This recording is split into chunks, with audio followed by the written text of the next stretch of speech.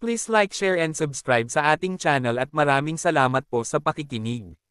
MT Novel Story. Kabanata 1041. Supreme Cultivation Secret Author, Mu Fenglai. Alam ni Magia at ni Yuding sa kanilang mga puso na sila ay orihinal na nakababatang mga kapatid ni Quan Sheng, hindi mahahalata ang pagkakaroon, ngunit kalaunan ay sinundan nila sina Quan Sheng at Lu Chen, na nagbago ng kanilang buhay. Sa katunayan, kabilang sa mga pangunahing miyembro ng Fanatic Legion, sila rin ang dalawa na may pinakamasamang kapangyarihan sa pakikipaglaban. Kung wala ang espesyal na paglilinang ni Lu Chen at pagkakaloob ng pinagsamang kasanayan sa pakikipaglaban sa natural na kalamidad, paano nila matatalo si Ding Lai at magiging sikat sa isang labanan? Sa makatuwid, puno sila ng walang katapusang pasasalamat at walang katapusang katapatan kay Lu Chen. Sa labas ng Stone Gate ng Ningxian Grotto, si Lu Chen ay nakatayong may pagmamalaki, tulad ng isang dragon god, nakatingin sa ibaba sa mundo at hindi pinapansin ang lahat. Kahit isa lang ang tao, kahit kalahating hakbang pa lang siya sa antas ng pagdadalisay sa mga Diyos, walang nang ahas na maliitin siya, tao lang ang umatras, at walang nang ahas na humakbang pasulong. Ang isang tao ay kayang pumatay ng libu-libong tao gamit lamang ang isang espada. Ang ganitong uri ng kapangyarihang panlaban ay nagparamdam sa hindi mabilang na mga tao na takot at tahimik, at hindi man lang sila tumingin kay Lu Chen ng direkta. Higit sa lahat, kahit si Ding Lai, isang top-notch 5-form powerhouse, ay natalo ng mga tauhan ni Lu Chen. Sino pa ba ang maglalakas loob na i-provoke siya? Maging ang kapangyarihang panlaban ng kanyang mga nasasakupan ay napaka-abnormal, kaya't maiisip ang kapangyarihang panlaban ni Lu Chen. Ito ay ganap na nakakatakot. Maging ang dalawang hukbo ng Ghost Clan at ang halimaw na clan na umatras sa malayo ay nakaramdam ng paghanga kay Lu Chen pagkatapos panoorin ang lahat ng ito. At sa kabutihang palad ay hindi nila nakalaban si Lu Chen, kung hindi, ang kanilang kapalaran ay magiging katulad ng mga disipulong iyon ng Kangyo Sect. Tungkol naman sa Ningxian Grotto, ito ay nakatadhana na makaligtaan ng lahat, at walang silbi ang sinumang maging sakam. Private property na ito ni Lu Chen. Ang mga tao mula sa lahat ng sekta ay hindi umalis sa lugar na ito, ngunit lumayo pa rin sila sa Ningxian Cave at naghintay at nanood mula sa mas malayong lugar upang pigilan si Lu Chen na hindi malungkot. Bagamat walang pagkakataong makapasok sa Ningxian Cave, anong magandang pagkakataon mayroon ang Ningxian Cave? Walang sinabi si Lu Chen, na pumukaw sa gana ng lahat. Gustong malaman ng lahat, at gustong makita, anong mga pagbabago ang mangyayari kapag lumabas ang mga tao sa loob. Itong paghihintay, matagal ko nang hinihintay. Hindi ko alam kung ilang oras na ang lumipas, pero unti-unting nalalapit na ang oras ng pagsasara ng Dunhuang Secret Realm. Sa wakas, may mga yabag sa Ningxian Cave, at may lumabas. Ang unang lumabas ay walang iba kundi ang babaeng kasing ganda ng maliwanag na buwan, ang pinuno ng Beast Control Sect na si Meng Yu. Ang lumabas kasama si Meng Yu ay isa ring magandang babae, si Xiao Wan, ang banal na dalaga ng Shenmo Palace. Ang dalawang batang babae na ito ay maringal, ang kanilang mga mata ay puno ng espiritu, at sa likod nila ay may isang malabong anino ng primordial na espiritu, nakaupo na naka-crossleg sa kawalan. Iyon ay isang senyales na ang primordial spirit ay sukdulan. Ito rin ay ang pagganap ng kaluluwa na makapangyarihan sa sukdulan. Ang mga ordinaryong martial artists sa God Realm ay hindi maaaring maglinang sa antas na ito. Kapag naabot na ng primordial spirit ang nakakatakot na antas na ito, ang paglusot sa Heavenly Tribulation Realm ay kasing dali.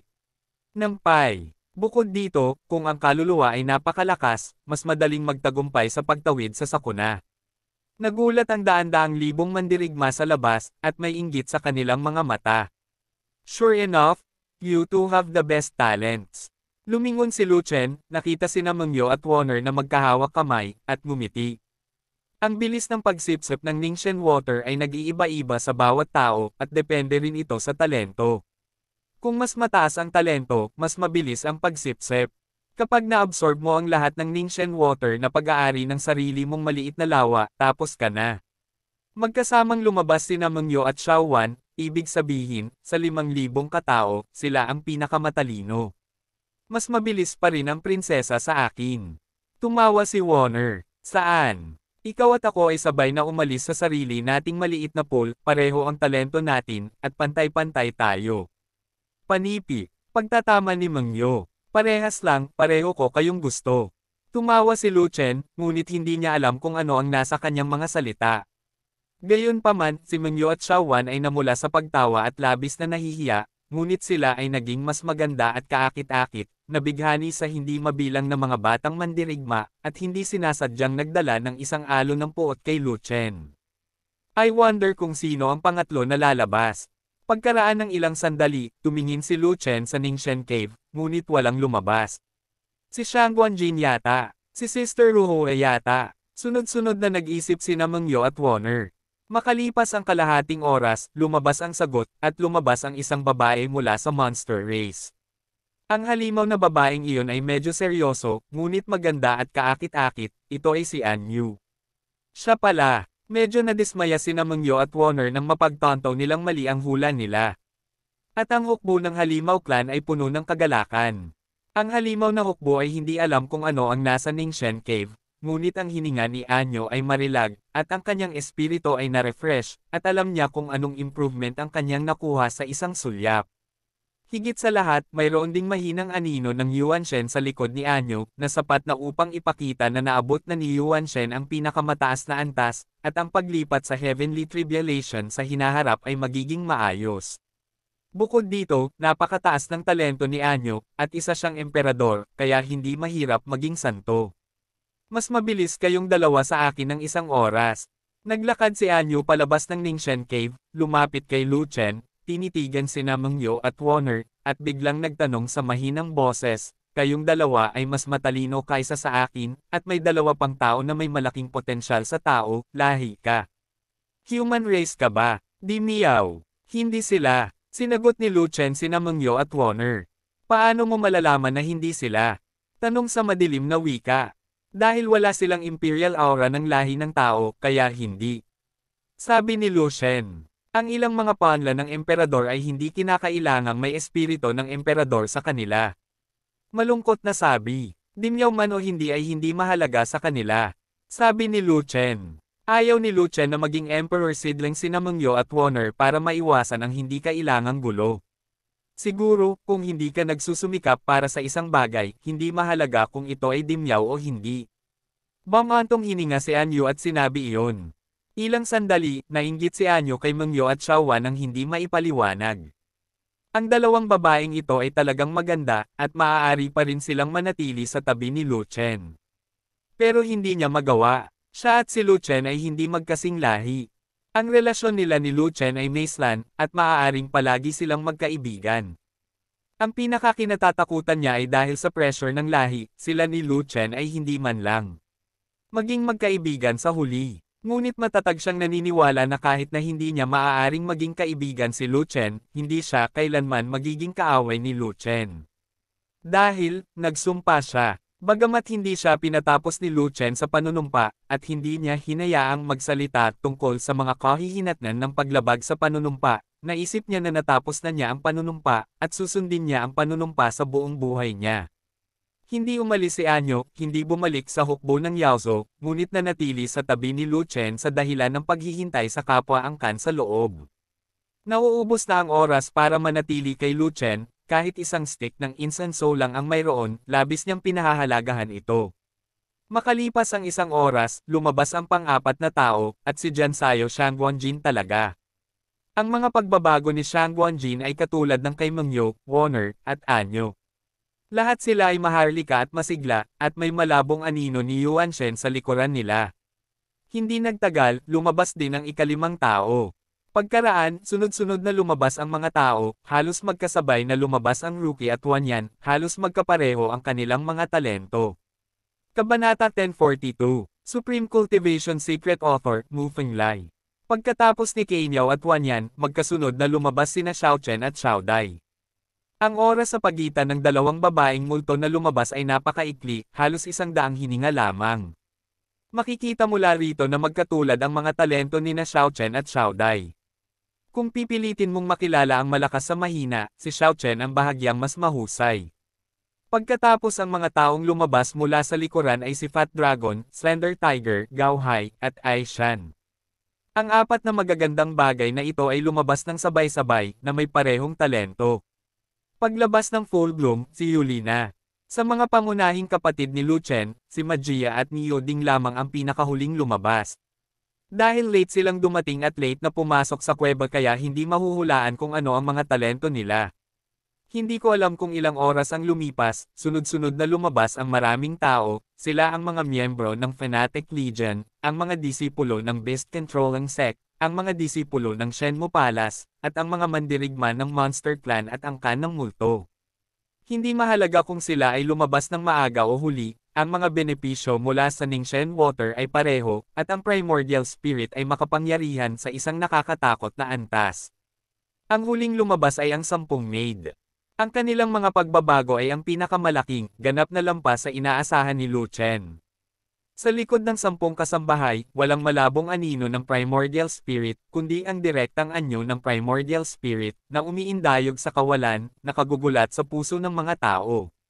Ang 10 katulong ay naiiba sa iba, sila ay orihinal na gininto ang kagalang-galang, nalampasan na nila ang estado ng pagdadalisay ng mga Diyos at ang estado ng makalangit na kapigatian, ngunit hindi nila nakuhang muli ang kaukulang kapangyarihang panlaban. Ayon sa kaharian ng 10 katulong, hindi sila makapasok sa lihim na kaharian ng Dunhuang, ngunit talagang pumasok sila kasama ang Legion. Marahil dahil sa problema ng combat power, hindi sila naharang ng pagbabawal ng Dunhuang Secret Realm. Noong una ay inakala ni Lu Chen na ang espiritu ng 10 katulong ay naayos na, at ang tubig ng Ningxen ay walang epekto sa 10 katulong, at hindi niya inaasahan na ang 10 katulong ay makakakuha ng anumang benepisyo mula sa tubig ng Ningxen, ngunit mayroong maraming pool sa loob, kaya ang 10 kasambahay ay maaaring pumasok at magbabad ng basta-basta. Ngunit hindi niya inaasahan na mapapalakas pa ni Ning Shenshui ang Primordial Spirit ng 10 maid, na hinihila ang Primordial Spirit ng 10 maid. Sa sukdulan sa isang iglap, mula sa maringal na aura ng 10 kasambahay, naramdaman ni Lu Chen na ang lakas ng pakikipaglaban ng 10 kasambahay ay bumalik sa estado ng pagpipino ng mga Diyos, at sila ang pinakamalakas na 5 anyo ng mga Diyos na nagpapadalisay. Ito ay dapat na ang kredito ni Ning Shenshui, at ito rin ay isang hindi inaasahang sorpresa.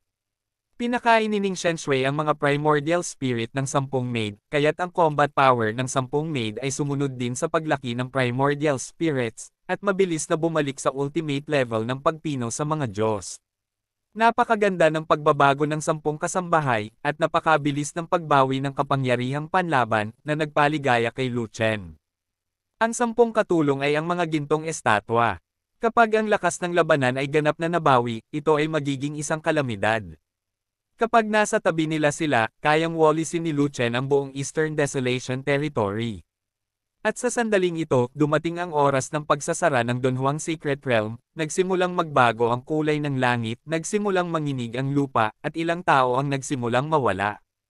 Ang unang taong pumasok sa lihim na kaharian ay siya ring unang nawala, at iyon ay na-teleport palabas.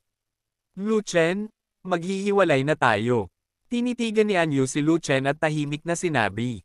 Palam, sabi ni Lu Chen. Sana balang araw, ang lahi ng tao at ang lahi ng halimaw ay hindi na maglalaban at mamuhay ng payapa.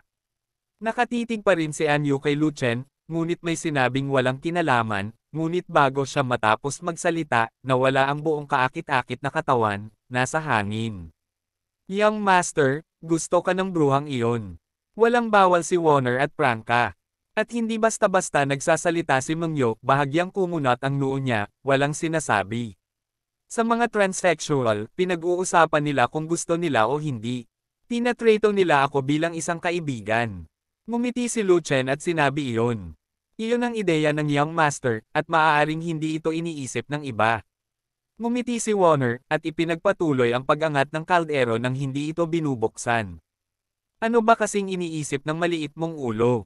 Hinawakan ni Lu Chen ang noo ni Warner, at mahinang bumantong hininga, siya ay isang kaaway ng lahi ng halimaw at lahi ng tao.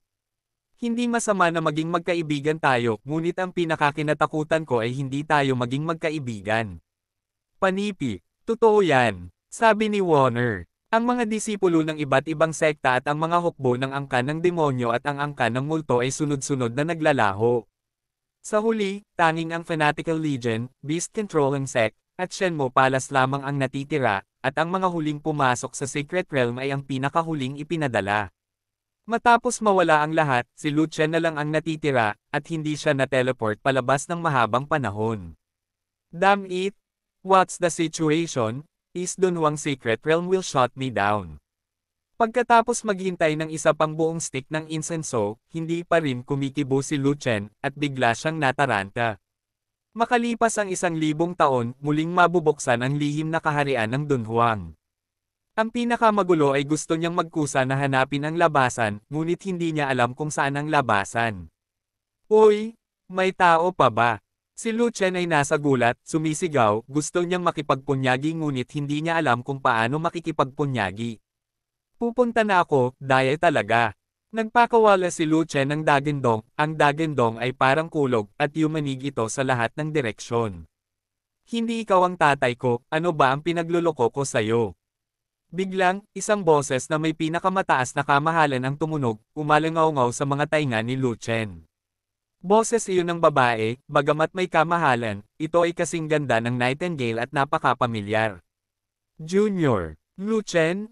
Nakilala ko si Emperor Feng Yao. Walang oras si Lu Chen para isipin iyon, mabilis niyang tinakpan ng kanyang mga kamay ang kanyang puso, at same time na nagpugay sa pinanggalingan ng boses.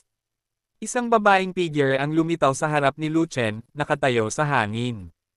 Matangkad at matangkad ang babae, nakasuot ng 9-color phoenix robe, na may 3,000 itim na buhok na lumilipad sa hangin, ngunit natatakpan nito ang halos buong mukha, tanging ang kanyang matingkad na mga mata at phoenix na mga mata lamang ang nakalantad. Ito ang emperador ng lahat ng panahon.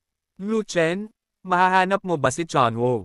Tanong ni Emperor Feng Yao. Hindi pa nahahanap. Sagot ni Lu Chen. Ang kapahamakan ng kontinente ng Chunwo ay paparating na, at ang sangkatauhan ay walang dakilang emperador, kaya hindi nito kayang labanan ang kalamidad. Sinabi ni Emperor Feng Yao, dapat mong mahanap si Chunwo bago dumating ang sakuna, buhayin ang Nine Heavens Phoenix, at hayaang maipanganak muli ang emperador na ito. Ginagawa ng mga junior ang kanilang makakaya. Sabi ni Lu Chen. Ito ay hindi tungkol sa pagsubok, ngunit tungkol sa pagkakaroon na. Sumulyap si Emperor Feng Yao kay Lu Chen, at sinabing, ikaw ay isang inapo ng 9 na dragons, at nakatadhana kang makasama ang emperador na ito. Ang emperador na ito ay tumataya sa iyo. Sana ay hindi mo bibigwin ang emperador na ito. Hahanapin ng junior na ito ang buong Eastern Desolation Region hanggang sa malaman niya ang Skyfire. Sabi ni Lu Chen, walang Skyfire sa Eastern Wasteland, at walang Skyfire sa 4 na pangunahing domain. Sinabi ni Emperor Feng Yao, ang Skyfire ay nasa Central Continent, kailangan mong pumunta sa Central Continent para magkaroon ng pagkakataong mahanap ito. Central Continent. Natigilan sandali si Lu Chen, at sumimangot. Hindi man lang niya naiintindihan ang Eastern Wasteland, paano niya maaayos ang Central Continent. Lu Chen? Nauubos na ang oras natin, kailangan mong pumunta sa Central Continent sa lalong madaling panahon. Gustong malaman ni Junior ang eksaktong oras kung kailan darating ang kalamidad. Hindi rin kayang kalkulahin ng emperador na ito ang eksaktong oras. Emperor Feng Yao, anong uri ng sakuna ang makakaharap ng ating sangkatauhan? Walang silbi na malaman mo ngayon, o maghintay hanggang sa tumaas ang iyong kaharian, at natural mong mauunawaan. Kabanata 1043, Supreme Cultivation Secret Author, Mu Fenglai. Sa katunayan, ang pinakagustong malaman ni Lu Chen ay hindi ang nilalaman ng kalamidad, ngunit kung paano umalis sa lihim na kaharian ng Dunhuang. Ngunit hindi nagsalita si Emperor Feng Yao tungkol sa bagay na ito, tinukso lang niya ito, na ginawa siyang hindi mapakali at balisa na parang pas ang kumakamot sa kanyang puso. Huwag kang mag-alala, hindi ka pinalabas, iyon ang ginawa ng emperador na ito. Nakita ni Emperor Feng Yao kung ano ang iniisip ni Lu Chen, at nakangiting sinabi, dahil, may sasabihin ako sa iyo, at ipapadala kita mamaya. Salamat, Emperor Feng Yao. Noon lamang nabitawan ni Lu Chen ang malaking bato sa kanyang puso, at ang kanyang pag-aalala ay naging kagalakan. Ang lihim na kaharian ng Dunhuang ay natatangi sa lahi ng halimaw 100,000 taon na ang nakalilipas, at ito ang lugar ng paglilinang para sa lahi ng halimaw. Nang maglaon, ang emperador na ito ay dumating dito at binuksan ang lahat ng pasukan para sa lahat ng lahi na pumasok at makahanap ng mga pagkakataon. Tumigil sandali si Emperor Feng Yao, pagkatapos ay muling bumantong hininga, nakakalungkot na ang edad ay napakahaba, at ang lakas na natitira ng emperador na ito dito ay malapit ng maubos. Dakilang emperador, bukod sa usapin ng Chunwo, mayroon ka bang anumang utos? Tanong ni Lu Chen. Ilang dragon veins na ang nagising mo? Tanong. Pabalik ni Emperor Feng Yao. 4. Masyadong mabagal ang iyong pag-unlad, at napakakaunting dragon veins ang nagising. Kung walang 5 dragon veins, paano ka pupunta sa Central Continent? Nais din ng nakababatang henerasyon na gisingin ang mas maraming dragon veins, ngunit ang nakababatang henerasyon ay hindi nakahanap ng paraan. Alam ba ng emperador kung paano gisingin ang mga ito? Walang paraan upang gisingin ang mga ugat ng dragon, pagkakataon lamang. Ako, marami akong pagkakataon, kahit saan ako pumunta, madaling maka-encounter ng mga pagkakataon o makakuha ng mga kayamanan. Ang pagkakataon na tinutukoy ng emperador na ito ay hindi isang ordinaryong pagkakataon, ngunit isang pagkakataon ng buhay at kamatayan. Ang pagkakataon ng buhay at kamatayan. Isa kang inapo ng 9 dragons, at ang 9 dragons return to Wonju na minana mo ay hindi nagsabi sa iyo kung anong life and death chance ang kailangan mo para mabuhay para magising ang dragon veins. Hindi, umaasa pa rin akong magbibigay ng payo ang emperador. Hindi alam ng emperador na ito kung ano ang iyong pagkakataon sa buhay at kamatayan, dahil ang iyong pagkakataon sa buhay at kamatayan ay iba sa emperador na ito. Kailangan mong mapagtanto ang iyong sariling pagkakataon ng buhay at kamatayan. Umiling si Emperor Feng Yao, pagkatapos ay biglang tumingin kay Lu Chen na may kakaibang mga mata, at sinabing tahimik, ibang-iba ka sa kanya, alam na niya kung ano ang kanyang kapalaran, kung nandoon pa siya, dapat ay gin-icing niya ang lahat ng mga ugat ng dragon. Sino siya? Hindi naiwasang magtanong ni Lu Chen. Maraming beses siyang binanggit ni Emperor Feng Yao sa harap ni Lu Chen, ngunit sino si Emperor Feng Yao? Panipi, siya ay isang inapo din ng Kowloon. Sinabi ni Emperor Feng Yao, sa kanya kaya galing ang mana ko. Tanong ulit ni Lu Chen. Maybe, maybe not, hindi lang siya ang descendant ni Kowloon. Sinabi ni Emperor Feng Yao, kaya, huwag masyadong mausisa, huwag magtanong kung sino siya. Ngunit ang emperador ay nagbigay sa akin ng pakiramdam na hindi ko siya makakalimutan. Sabi ni Lu Chen. Sinaktan niya ang emperador na ito hanggang sa buto, at ang emperador na ito ay galit din sa kanya hanggang sa buto. Paano natin siya makakalimutan? Mahinang sabi ni Emperor Feng Yao. Nakita ko, biglang natauhan si Lu Chen. Bagamat hindi ko alam kung ano ang ginawa niya kay Emperor Feng Yao, ngunit ang pakikinig sa hinanakit na tono ni Emperor Feng Yao, na maaaring siya ay magkasintahan ni Emperor Feng Yao, o isang dawas na mag-asawa, kung hindi ay ibibitin siya ni Emperor Feng Yao sa palasyo buong araw. Anong ginagawa mo sa bibig mo? Sa panahong ito, nakita mo na ba ang Ling Huang? Biglang tumalikod si Emperor Feng Yao at nagtanong. Mula nang umalis sa Spirit Valley, hindi na nakita ng junior na ito ang Spirit Emperor. Nag-isip sandali si Lu Chen, at pagkatapos ay nagsabi, sa totoo lang, sa palagay ko ay hindi iiwan ni Ling Huang si Linggo, at hindi rin niya hahanapin ang katawan ng emperador. Bakit? Tanong ni Emperor Feng Yao. Ito ang personal na sinabi ng Ling Huang. Dahil sa kanya, ang Lingzhou ay hinarang sa loob ng 100,000 taon. Gusto niya ito bilang pagbabayad sala, at hinding-hindi niya iiwan ang Linggo. Sabi ni Lu Shen. Kalokohan, masyado kang bata, niloloko ka ni Emperor Ling. Naiinis na sinabi ni Emperor Feng Yao, matagal na siyang kasama ni Ling Huang, at nararamdaman niya ang hininga ng 9 dragons. Hanggat lumalabas ka sa harap niya, malalaman niya na ikaw ay inapo ng 9 dragons. Ang emperador na ito ay may nalalabi na nagbabantay sa pasukan ng Spiritual Valley. Kung walang pahintulot ng emperador na ito, hindi ka makapasok sa Spiritual Valley. Nang makita ka ni Emperor Ling, alam niyang nakatadhana kang makasama ang emperador na ito. Kung hindi kanya dayain, sino ang kanyang maloloko? Sa tingin niya ay matalino siya, at kung lolokohin kanya, maaari niyang lokohin ang emperador, at hindi siya maloloko ng emperador. Kailangan mong tandaan na kapag nakita mo ang Ling Huang sa hinaharap, iwasan mo ito kung kaya mo. Huwag mong ipaalam sa kanya na nasa iyo ang Silent Fire Glazed Ball. Kung hindi, sisirain kanya at puputulan ang pag-asa sa muling pagsilang ng emperador. Walang oras ang emperador na paalalahanan ka noong nakaraan, at medyo nanghihinayang na ako, ngunit maswerte ka na hindi mo pa nakilala ang Ling Huang. Matapos marinig ang mga salita ni Emperor Fengyao, naramdaman ni Lu Chen na tumindig ang mga balahibo sa kanyang katawan, at siya ay natakot. Sa kabutihang palad, pagkatapos umalis sa Spirit Valley, hindi na niya muling nakilala ang Spirit Emperor. Kung hindi, sa sandaling magtanong si Ling Huang, sasabihin niya ang tungkol sa paghahanap kay Chonwo, at pagkatapos ay patay na siya. Ang Silent Fire Glazed Ball ay kayang hawakan ang apoy ng langit, iligtas ang Phoenix of the Nine Heavens, at sa wakas ay payagan si Emperor Fengyao na maipanganak muli. Kung talagang may mortal na hinaing si Emperor Ling kay Emperor Fengyao, paano mabibigyan ni Emperor Ling ng pagkakataon si Emperor Fengyao na maipanganak muli? Siguradong pinugutan agad ng ulo si Lu Chen. Gaano man ka-abnormal ang combat power ni Lu Chen, 1,000 milya pa rin ang layo nito mula sa Ling Huang. Ang Ling Huang ay maaaring saksakin hanggang mamatay sa isang daliri lamang. Salamat, Junior, sa iyong paalala.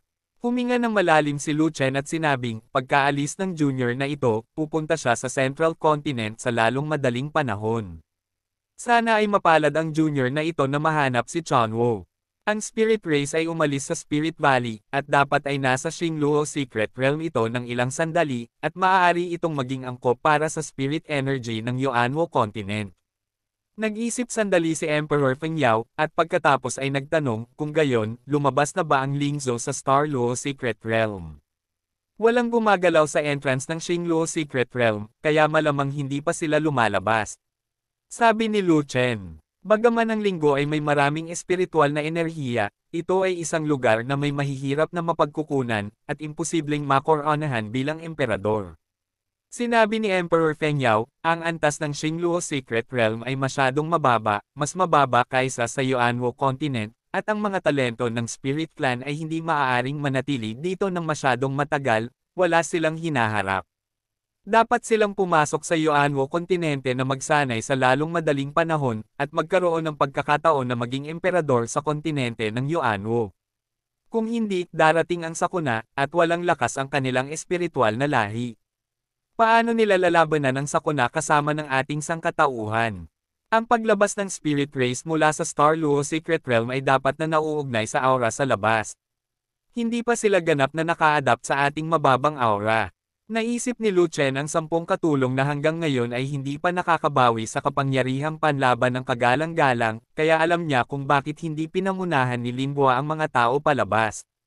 Eastern Desolation, at maging ang tatlong malalaking rehiyon ng West Desert, Nanman, at Beiyuan, ang espiritual na enerhiya ay napakakaunting, at ang Spirit Race ay natural na hindi makakaangkop. Ganito ang sinabi ni Emperor Fengyao, gayunpaman, ang Spirit Race ay nasa Xingluo Secret Realm sa loob ng mahabang panahon para makapunta sila sa Central Continent. Ang espiritual na enerhiya ng Central Continent ay hindi katulad ng konsepto ng 4 na major, mga domain.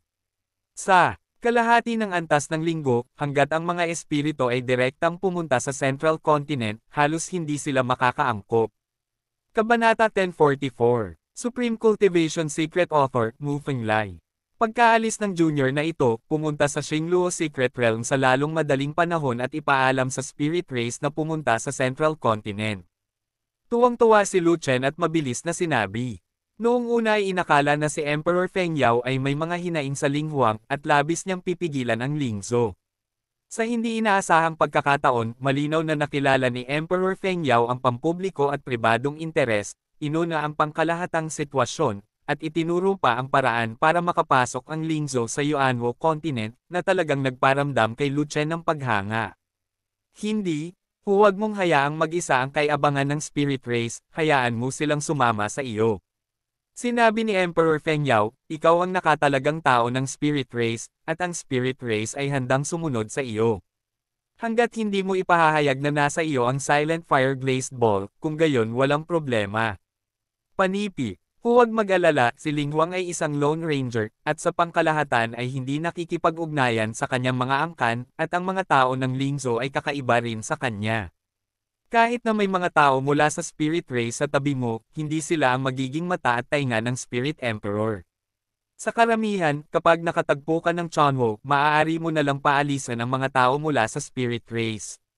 Ang mga salita ni Emperor Fengyao ay nasa gitna, at naiintindihan sila ni Lu Chen.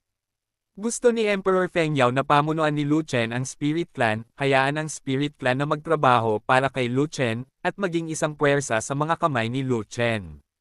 Gayunpaman, hindi maintindihan ni Lu Chen ang iniisip ni Emperor Feng Yao, bakit kailangan niyang pamunuan ang Lingzhou. Ikaw ay isang ina po ng 9 na dragons. Kapag lumaki ka, ang iyong kinabukasan ay walang hangganan. Sa hinaharap, mararating mo ang rurok ng martial arts. Nakita muli ni Emperor Feng Yao ang iniisip ni Lu Chen, kaya't sinabi niya, sa oras na iyon, kailangan mong pamunuan ang grupo at labanan ang mga sakuna, paanong walang lahi ng espiritu sa kanila. Ang lahi ng espiritu ay dapat ang iyong lakas bago ito, tinutulungan kang maabot ang tuktok. Ang mga salita ni Emperor Feng Yao ay nagparinig kay Lu Chen na medyo nalilito, mapang-akit, na parang may katuturan, ngunit tila may lihim na motibo. Gayunpaman, hindi na iyon mahalaga. Ang mahalaga ay halatang gustong linangin siya ni Emperor Feng Yao sa pamamagitan ng paggawa nito. Hindi ba't maganda ang paglilinang? Talagang napakasarap. Higit pa rito, ang taong nagsanay sa kanya ay isang mahusay na emperador, at natural niyang tinanggap ito ng nakangiti ng gusto niyang ipadala siya sa tugatog ng martial arts. Gustong sundin ng nakababatang henerasyon ang utos ng emperador. Sabi ni Lu Chen, binigyan ka ng regalo ng emperador na ito, sumama ka sa emperador na ito. Bumaba mula sa langit si Emperador Feng Yao. Sa mahabang panahon, ang natitirang pag-iisip ni Emperor Feng Yao ay nasa suspendido na estado, at ang kanyang katawan ay bihirang gumalaw. Ngunit pagkalapag ni Emperor Feng Yao, ang kanyang paglalakad na kilos ay ganap na nawala ang kilos ng isang dakilang emperador, kahit paano mo ito tingnan, siya ay mukhang isang batang babae. Nakakalungkot na hindi nagpakita ng buong mukha si Emperor Feng Yao. Maliban sa isang pares ng matingkad na mata at phoenix na mata, lahat ng iba ay natatakpan ng mahabang itim na buhok. Hindi ko alam kung ano ba talaga ang itsura niya. Marahil, si Emperor Feng Yao ay isang matandang babae. Marahil, si Emperor Feng Yao, tulad ni Emperor Ling, ay may pangmatagalang hitsura at isang magandang babae pa rin. Lahat ng bagay ay posible. Sa loob ng Ningxian Grotto, ang 5,000 maliliit na pool ay naubos na, at ang Ningxian na tubig sa mga pool ay ganap na nasisipsip, na nag-iwan lamang ng 5,000 walang laman na pool. Walang silbi si Ningxian Shui sa mga juniors. Sabi ni Lu Chen na may mapait na ngiti. Alam ng emperador na ito ay dahil wala kang primordial spirit. Tumayo si Emperor Feng Yao sa gitna ng kuweba, pinigil ang kanyang mga paa sa jade, at biglang nagtanong, gaano katagal ka lalayo kay Jinzen, at ilang kalamidad na ang nakaligtas sa iyo ngayon? Well, natigilan si Lu Chen saglit, hindi alam kung paano sesegot. Malayo pa siya sa pagpasok sa Venerable. Nakaligtas ka ba sa 5 kapigatian? Tanong ni Emperor Feng Yao. Hindi. Sumagot ng totoo si Lu Chen. 4 na kalamidad. Hindi rin. 3 kapigatian. Hindi pa. 2 sakuna. Wala. Isa, isang kalamidad. Hindi, ikaw. Nanginginig si Emperor Feng Yao sa galit, at maging ang kanyang boses ay nagbago, masyado kang mabagal, masyadong mabagal. Kahit na ang 4 na ugat ng dragon ay nagising na, dapat ay nakapasok ka sa Venerable Realm matagal na ang nakalipas, at ngayon ay sinisimulan mo ng linangin ang ginintoang katawan. Ngunit ikaw, hindi ka man lang nakaligtas sa unang sakuna, paano ka nagel-inang? Sinubukan ng junior ang kanyang makakaya. Nakaramdam ng hiya si Lu Chen saglit. Kung magising ang 4 na ugat ng dragon, dapat ba siyang maging isang respetadong tao? Desperado siyang nagtrabaho at gumawa ng maraming trick, at nagawang maabot ang kasalukuyang antas, ngunit sa bibig ni Emperor Feng Yao, napakabagal pa rin niya, kaya ano nga ba ang mabilis? Sa susunod na sandali, ang sinabi ni Emperor Feng Yao ay napatulala kay Lu Chen. Sa simula, ginaising niya ang 3 ugat ng dragon, at pagkaraan ng ilang araw, sumulong siya sa kagalang-galang. Lu Chen. Sa simula, ginaising niya ang 5 ugat ng dragon, at pagkaraan ng 1 buwan, siya ang naging tunay na hari. Lu Chen. Panipi. So, napakabagal mo ba? Masyadong nakakadismaya. Panipi. Tinitigan ni Emperor Feng Yao si Lu Chen na may maningning na mga mata at mariing sinaway. May lakas kang loob na sabihin na sinubukan mo ang iyong makakaya, at hindi wala talagang saysay. Oo. Ang nakababatang henerasyon ay masyadong mapagmataas at mayabang, mangyaring magkaroon ng marami, aking Panginoon, at huwag kalimutan ang mga kontrabida.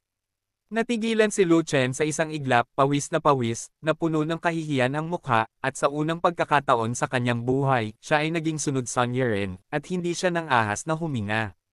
Pagkalabas mo, isasara mo ang gate ng kamatayan at magsasanay sa kamatayan. Kung hindi ka papasok sa Venerable, hindi ka makakalabas ng gate. Sa mga mata ng Phoenix ni Emperor Feng Yao, may sinag ng galit na parang gusto niyang sunugin si Lu Chen hanggang sa mamatay. Palagi kong iniisip na si Emperor Feng Yao ay nagbigay kay Lu Chen ng impresyon na kasing linaw ng tubig na walang alon sa sinaunang balon. Ngunit ito ang unang pagkakataon na nagalit ang emperador, at natakot ito kay Lu Chen.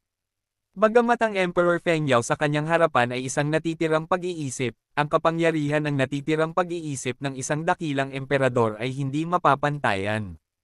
Ang pagnanais na patayin si Lu Chen ay isang iglap lang. Oo, oo, kung hindi ka pumasok sa zone, hindi ka aalis sa customs. Mabilis na tumango si Lu Chen, parang manok na tumutusok sa kanin. Ang mga inapo ng Nine Dragons ay pawang mga hindi makamundong henyo, ngunit ikaw ay tanga, galit na galit ako sa iyo. Inis ang tono ni Emperor Feng Yao, na para bang napupuot siya sa bakal ngunit gustong sunugin si Lu Chen. Oo, oo, ang nakababatang henerasyon ay magsisikap sa hinaharap, at dapat magbago mula sa isang tanga tungo sa isang henyo. Sa mapait na mukha, nagsalita si Lu Chen sa mahinang boses, hindi nangangahas na magkamali. Talent is destined by the heavens. Kahit gaano ka pa magsanay, imposibleng magbago ka mula sa isang tanga tungo sa isang henyo. Napabuntong hininga si Emperor Feng Yao. Great Emperor, mahinang tanong sa akin ng junior na ito, ilang taon ang inabot niya para magising ang 5 dragon veins. Biglang may naisip si Lu Chen, kaya hinanda niya ang sarili at nagtanong sa mahinang boses. 100 taon lang ang inabot niya para magising ang ikatlong ugat ng dragon. Lu Chen. Pagkalipas ng 100 taon, ginising niya ang ika-4 na ugat ng dragon. Lu Chen. Pagkalipas ng 100 taon, gigisingan niya ang ika-5 ugat ng dragon. Lu Chen. Nagising siya ng kabuoang 5 dragon vein sa loob lamang ng ilang daang taon. Siya ang pinakamabilis na nagpagising sa mga ugat ng dragon sa lahat ng mga inapon ng 9 na dragons. Matatawag siyang henyo sa mga wizard sa mundo. Lu Chen. Kabanata 1045. Supreme Cultivation Secret Author, Mu Fenglai. Sa pagsasalita tungkol sa kanya, ang mga mata ni Emperor Feng Yao ay kumikinang ng maliwanag, at ang pananabik ay hindi maitago. Sa sandaling ito, si Emperor Feng Yao ay nahuhulog sa magagandang alaala. At saglit na natigilan ang tinaguriang tulala sa kanyang harapan, ngunit hindi na siya bumalik sa kanyang katinoan. Inabot siya ng 200 taon para gisingin ang pang-4 na ugat ng dragon, siya ay talagang isang pambihirang talento. Gusto talaga siyang bigyan ni Lu Chen ng 100 likes. Binabati kita sa ganitong uri ng kababalaghan, na sa wakas ay kahanga-hanga. Gayunpaman, kahit na ito ay matatawag na hindi makamundong henyo, kaya ano ang dapat itawag sa kanya na Lu Chen? Hindi ang mundo kiki lang. Anong problema mo? Nang makita ang mapurol na mukha ni Lu Chen, hindi mapigilan ni Emperor Feng Yao na magtanong, natakot ka ba sa bilis ng kanyang pag-promote? Sa katunayan, inabot siya ng 200 taon upang magising ang pang-4 na ugat ng dragon, at ako. Dinilaan ni Lu Chen ang kanyang tuyong labi, at mahinang sinabi, bueno, nagising ko na ang pang-4 na ugat ng dragon, at wala pa akong 20 taong gulang ngayong taon. Oh! Nakakunot ang noo ng mga mata ng Phoenix ni Emperor Feng Yao, na nagpapakita ng pagkataranta, at isang hindi maisip na tingin, 20 years old ka pa lang, napakabata mo pa. Dakilang emperador, matanda na ba ako sa iyong paningin? Nagulat si Lu Chen. Hindi, kaya lang sa tuwing nakikita ka ng emperador, lagi siyang naiisip. Ang mga mata ng Phoenix ni Emperor Feng Yao ay kalahating nakapikit, na parang hindi maipaliwanag na nawala. Kamukha ko siya. Sinubukan ni Lu Chen na magtanong. Hindi naman, hindi naman. Umiling si Emperor Feng Yao, at sinabing muli, bukod sa kanya, ikaw lang ang nag-iisang inapo ni Kowloon na nakita ng emperador na ito, kaya minsan ang emperador na ito ay madaling malito sa kanya. Biglang napagtanto ni Lu Chen, at pagkatapos ay naalala ang isang bagay, ang kan-iyan ay hindi ang katawan, na walang kumpletong kapangyarihan ng katawan. Bagamat napakalakas ng mga labi ni Emperor Feng Yao, hindi pa rin ito ang emperador mismo, at kung minsan ay magiging tanga at malabo siya sa ilang bagay. Dakilang emperador, ang junior na ito ay wala pang 20 taong gulang, at totoo na nagising siya ng 4 na ugat ng dragon bago siya naging 20. Seryosong paliwanag ni Lu Chen para hindi na siya muling isipin ni Emperor Feng Yao bilang isang tanga. Kung gayon mas mabilis ka kaysa sa kanya. Tumanggaw si Emperor Feng Yao, ngunit may bahid ng pagdududa sa mga mata ng Phoenix. So, itong junior na ito ay hindi ang idiot na sinabi ng emperador. Itinama ni Lu Chen. Hindi kinakailangan. Biglang binuksan ni Emperor Feng Yao ang kanyang mga mata ng Phoenix, at biglang nagtanong, ngayon. Gaano kayaman ang espiritual na enerhiya sa mundo? Ang aura sa mundo ay nag-iiba mula sa mataas hanggang sa mababa. Hindi ko alam kung saang lugar ang tinutukoy ng emperador. Alam ni Lu Chen na kulang ang mga labi ni Emperor Feng Yao, at wala siyang kakayahang maramdaman ang malakas na aura, kaya tinanong niya ito. Siyempre Central Continent yun. Sinabi ni Emperor Feng Yao, ang lugar na may pinakamaraming aura sa Yuanwo Continent ay Zhongzhou lamang. Ang nakababatang henerasyon ay nagsasanay pa rin sa Eastern Wasteland, at hindi pa nakakapunta sa Central Continent, kaya hindi ko alam kung paano ang aura ng Central Continent. Sumagot ng totoo si Lu Chen. Kung ganoon, pag-usapan natin ang aura ng Eastern Desolate Territory. Nagtanong si Emperor Feng Yao, ang secular na aura ay walang hanggan at palaging magiging napakaliit. Ilang beses ang pinakamataas na aura sa Eastern Wasteland kaysa sa secular. 100,000 beses. Sa ngayon, alam lang ni Lu Chen na ang lugar na may pinakamaraming aura ay ang Zufeng ng Zuanchen Dao Sect, kaya inilabas niya ang mayamang aura ng Zufeng. Sobra. Nagulat si Emperor Feng Yao, sa simula, ang pinakamalakas na aura sa Eastern Desolation Territory ay 10,000 beses lamang na mas malakas kaysa sa secular na mundo. Napakahirap para sa mga mandirigma na linangin, at madalas silang nag-aalangan na sumulong dahil sa kulang sa aura. Hindi ko inaasahan na pagkatapos ng 100,000 taon, ang espiritual na enerhiya sa mundo ay tumaas ng 10 beses. Hindi nakakagulat na nagising ka ng 4 na dragon vein sa murang edad na 10 beses na mas mabilis kaysa sa kanya. Kung siya ay nasa iyong panahon, ang kanyang bilis ay hindi mas mabagal o mas mabilis kaysa sa iyo. Kung ganoon, hindi ka tanga. Nang marinig ang sinabi ni Emperor Feng Yao, sa wakas ay bumuti ang pakiramdam ni Lu Chen. Hindi mahalaga kung ikaw ay isang henyo o hindi, at hindi ka maaaring maging isang tanga. Paano magiging tanga ang isang inapon ng 9 dragons? Iyan ay ganap na hindi makatwiran. Ngunit hindi ka sapat na mabilis, o ikaw ay masyadong mabagal. Nang magbago ang mga salita ni Emperor Feng Yao, muling natarante si Lu Chen. Mabagal pa rin. Ano man ang paggising ng mga ugat ng dragon o ang pagpapabuti ng kaharian, ito ay 10 beses na mas mabilis kaysa sa kanya. Ito ay tinatawag pa ring mabagal, kaya paano ito matatawag na mabilis? Sa pagharap sa pagsusuri ni Emperor Feng Yao, si Lu Chen ay ganap na hindi nakaimik. According to your speed, it's actually not slow. It's just that sa bilis mo, hindi ka makakahabol sa disaster. Tapos wala kang magagawa, or you can only wait for death. Panipi, mahinang sabi ni Emperor Feng Yao. Anong antas ang kailangan ng junior na umasenso bago dumating ang sakuna upang hindi maghintay sa kamatayan? Tanong ni Lu Chen. At least kailangan mong makoronahan bilang emperador. Sabi ni Emperor Feng Yao. Feng Wang. Kumunat ang noo ni Lu Chen, naramdaman niya ang pressure. Matapos dumaan sa sakuna, hindi magiging ganoon kadali ang pagbutihin ang kaharian. Sabi nga, mas mahirap step by step na maging santo. Sa buong buhay nila, maraming mga kagalang-galang na nakatayo pa rin at hindi maaaring maging banal. Tulad ng kanyang Panginoon ay isang dominanteng tunay na tao na may natatanging talento, ngunit siya ay nagsasanay sa loob ng libu-libong taon at natigil sa kaharian ng kagalang-galang, hindi nakapasok sa kaharian ng santo sa mahabang panahon. Kamakailan, tinulungan niya si Master na pinuhin ang maraming Jiwen Venerable Pills, at tinatayang makakalusot si Master. Siyempre, exception ang napakagaling na Marshal Dao Chanjiao. Mas magiging mahirap kung aakyat ka sa Saint Realm. Kung tungkol sa pagiging emperador, naabot na niya ang rurok ng martial arts, ngunit sinasabing mas madaling maabot ang langit kaysa maging emperador.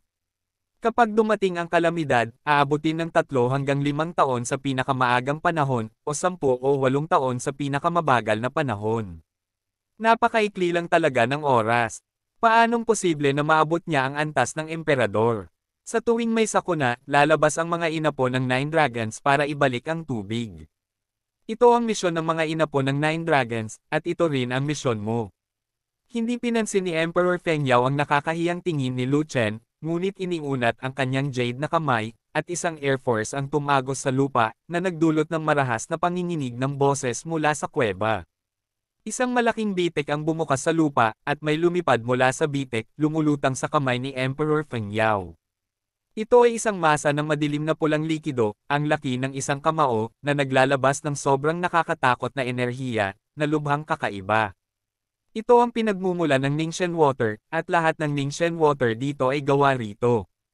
Tiningnan ni Emperor Feng Yao ang bukol ng likido, at sinabi, ang tubig na ito ay hindi bagay sa underworld, ngunit isang pambihirang kayamanan ng underworld, tinatawag itong dugo ng kaluluwa. Nang marinig ang dugo ng kaluluwa, alam ni Lu Chen kung ano iyon. Ang kaluluwa ay walang dugo at hindi isang sangkap, ito ay isang ilusyon lamang. Gayunpaman, ang kaluluwa ay may enerhiya, ngunit kapag ang kaluluwa ay namatay, ang enerhiya ay nagkakalat. Karaniwan, ang enerhiya ng kaluluwa ay hindi mapangalagaan. Ngunit ang dugo ng kaluluwa ay isang kakaibang bilang, naglalaman ito ng enerhiya ng hindi mabilang na mga kaluluwa, ito ay isang bihirang kayamanan sa pagitan ng langit at lupa. Ang dugo ng kaluluwa ay ipinanganak sa underworld, at nakatago din ito sa underworld. Ito ay sumisipsip ng lahat ng natitirang enerhiya ng kaluluwa, at ang tanging banyagang katawan na maaaring mapanatili ang enerhiya ng kaluluwa. Sinasabi na ang dami ng dugo ng kaluluwa ay napakaliit, halos kasing laki ng isang patak ng tubig. Kabanata 1046, Supreme Cultivation Secret Author, Mu Fenglai. At ang bukol ng dugo ng kaluluwa sa kamay ni Emperor Feng Yao ay kasing laki ng kamao, na napakakaiba. Maiisip na ang bola ng dugo ng kaluluwa na ito ay umiral sa 10,000 taon, at kung gaano karaming natitirang enerhiya ng kaluluwa ang naabsorb para lumaki ng napakalaki. Sa isip ni Lu Chen, mayroong isang maringal na alaala tungkol sa kayamanan ng henyo. Gayunpaman, sa memorya na ito, ang pag-unawa sa dugo ng kaluluwa ay medyo isang panig, at kakaunti ang nalalaman. Kung hindi pa sinabi ni Emperor Feng Yao na ang dugo ng kaluluwa ang pinagmulan ni Ning Shenshui, hindi pa rin malalaman ni Lu Chen kung saan nanggaling ang Ning Shenshui. Para sa iba pang mga function ng soul blood, hindi alam ni Lu Chen. Alam mo na ang epekto ng nakapagpapatahimik na tubig na ginawa ng dugo ng kaluluwa, kaya hindi ko na kailangang ipaliwanag ito sa iyo. Sumulyap si Emperor Feng Yao kay Lu Chen, at sinabing, si Ning Shenshui ay hindi epektibo para sa iyo, ngunit ang dugo ng kaluluwa ay ang pinakamahalagang bagay para sa iyo, dahil ang dugo ng kaluluwa ay ang tanging kayamanan na nagpapalusog sa kaluluwa. Ano ang ibig sabihin ng emperador, na ang kaluluwa ng nakababatang henerasyon ay nangangailangan ng pagpapakain? Tanong ni Lu Chen na may pagdududa. Kailangan. Sumang-ayon si Emperor Feng Yao, mga tagapagmana ng Siyam na Dragons, kung hindi mo linangin ang primordial spirit, kapag tinawid mo ang sakuna, walang primordial spirit na tatawid, ang kaluluwa lang ang tatawid mo. Nang marinig ito, natigilan si Lu Chen saglit, nagbago ang kanyang mukha, at ang mga patong ng malamig na pawis ay tumulos sa kanyang noo. Para makalusot sa Heavenly Tribulation Realm, dapat malampasan ng isang tao ang Heavenly Thunder Tribulation. Hindi ang pisikal na katawan ang tinawid, ngunit ang primordial na espiritu. Lilinisin ni Tianlei ang primordial spirit, na gagawing mas kumpleto at mas malakas ang primordial spirit. Siyempre, ang pagtawid sa sakuna ay napakadelikado rin, at madaling mahulog. Kung ang primordial na espiritu ay hindi sapat na malakas, at pilit na nilalampasan ang kapigatian, kadalasan ay hindi nito kayang tiisin ang kulog na kapigatian, at mapapawi ng kulog ng langit. Sa makatuwid, ang Ningxian Water ay ang pinakamataas na kayamanan ng pagdadalisay sa mga Diyos. Ang mga kapatid ng Legion ay sumipsip ng Ningxian Water at pinalakas ang kanilang Yuan Shen. Ang pagtawid sa tribulation ay magiging mas madali at ang panganib ay magiging mas mababa. Noong una ay inakala ni Lu Chen na wala siyang primordial spirit, at kapag nalampasan niya ang kapigatian, walang kinalaman si Tianlei sa kanya. Siya ay maaaring dumaan sa kapigatian ng mahinahon at madaling makuha ang kapangyarihan ng kapigatian. Sa hindi inaasahang pagkakataon, sinabi sa kanya ni Emperor Feng Yao na kung walang espiritong tatamaan si Tianlei, tatamaan niya ang kanyang kaluluwa. Pupunta na ako, di ba biro ang buhay niya? Siguradong si Tianlei ang kalaban ng kaluluwa. Ang kaluluwa ay tinamaan ng kidlat, at ang scum ay nawala. Panginoon ko, paano madadala ng kaluluwa ang kulog ng langit? Sabi ni Lu Chen na may mapait na mukha. Normally speaking, hindi kayang makipagkompetensya ng kaluluwa ng tao sa langit na kulog. Mawawala kaagad ang kaluluwa kapag tinamaan ng kidlat. Ngunit may mga exception. Kung nilinang ng martial arts ang kaluluwa sa sukdulan at makapangyarihan, posibleng lumaban sa kulog at mahugasan ng kulog ng hindi nahuhulog. Ang mga pagsasanay na iyong ginagawa ay hindi mula sa Yuanwo continent. Wala kang isang Yuan Shen. Magagamit mo lamang ang iyong kaluluwa upang mapagtagumpayan ang kalamidad. Tanggapin mo ang iyong kapalaran. Ito ang pagsubok sa buhay at kamatayan para sa mga inapo ng Nine Dragons, at pagsubok din ito para sa lahat ng mga inapo ng Nine Dragons. Tanging ang malalakas ang makakaligtas at ang pinakamalakas ang makakaligtas. Ayon sa sinabi niya, karamihan sa mga inapo ng Nine Dragons ay namatay sa panahon ng sakuna, at ang iba ay mga hindi makamundong henyo. Sinabi ni Emperor Feng Yao, gustong malaman ng Junior, paano nakaligtas sa sakuna ang lalaking nasa bibig ng emperador. Tanong ni Lu Chen. Gumugol siya ng 100 taon sa paglinang ng kanyang kaluluwa, at ang kanyang kaluluwa ay napakalakas. Muling sinulyapan ni Emperor Feng Yao ang dugo ng kaluluwa sa kanyang kamay, at sinabing, mamaya, natagpuan niya itong bola ng dugo ng kaluluwa mula sa underworld, at ginamit lamang ang kalahati nito upang matagumpay na makaligtas sa sakuna. Itong bola ng dugo ng kaluluwa ay naiwan niya. Biglang natauhan si Lu Chen. Ang kalahati ng dugong ito ng kaluluwa ay ipinagkatiwala niya sa akin. Kung may isa pang inapo ng siyam na dragon sa kontinente ng Yuanwo, ang kalahati ng dugo ng kaluluwa ay ibibigay sa Nine Dragon descendant na ito. Itinaas ni Emperor Feng Yao ang kanyang jade na kamay, at ang bola ng dugo ng kaluluwa ay lumipad patungo kay Lu Chen, dalhin mo ito para makatawid sa sakuna, at magiging santo ka sa lalong madaling panahon, at pagkatapos mong maging hari sa hinaharap, magkakaroon ka ng isang pagkakataon na maging isang emperador. May tanong pa si Junior, paano? Gamitin itong soul blood. Kinuha ni Lu Chen ang dugo ng kaluluwa at nagtanong. Lunok, sabi ni Emperor Feng Yao. Mabuti. Tumugon si Lu Chen, at kinuha ang dugo ng kaluluwa para punuan ang kanyang bibig, ngunit pinigilan siya ng isang puwersa. Huwag ka nang kumain dito, bumalik ka at humanap ng liblib na lugar na makakainan, kailangan dalisayan ang dugo ng kaluluwa, wala ka ng ganoong oras sa secret realm. Sa isang alon ng jade na kamay ni Emperor Feng Yao, nawala ang kapangyarihang pigilan si Lu Chen. Salamat, dakilang emperador. Nagpasalamat si Lu Chen sa kanya.